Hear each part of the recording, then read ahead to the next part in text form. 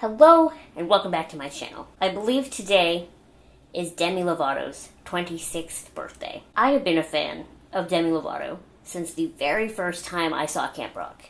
We watched Camp Rock, my sister and I, when it premiered because she was a really big Jonas Brothers fan.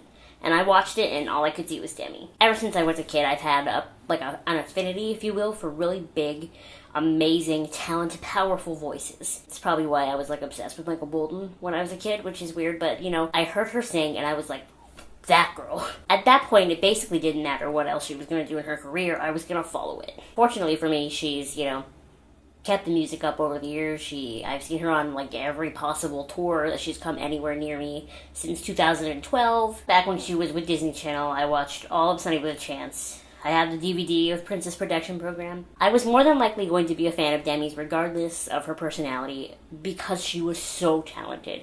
Talent like that I just can't ignore. But the more she speaks and the more she is honest with people and the more she has been honest with people over the years, the more I, and many of us, fell in love with her. To have a celebrity be so open and honest about their various mental health issues is a breath of fresh air.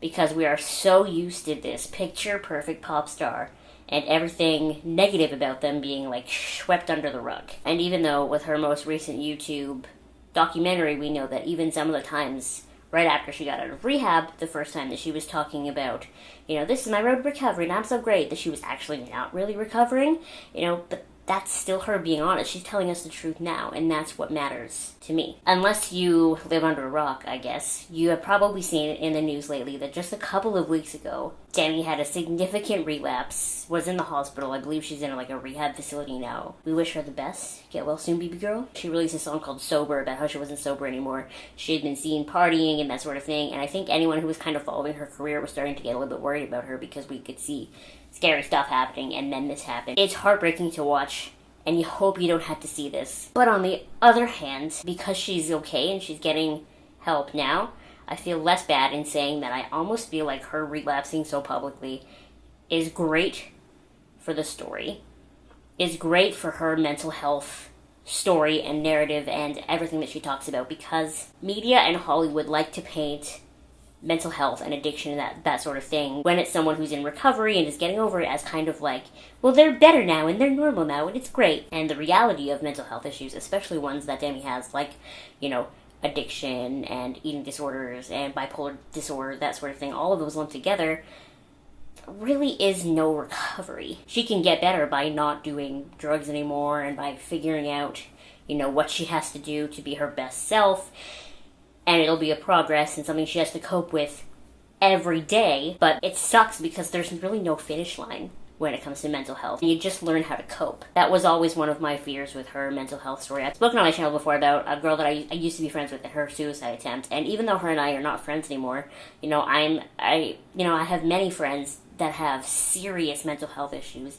I mean, I have my own mental health issues myself, but not to that extent. There is no award ceremony where you finished and you're neurotypical now and it's great. You really just learn how to deal with it. I mean, for Demi's sake, I hope this time in rehab and with her help that she's getting now, she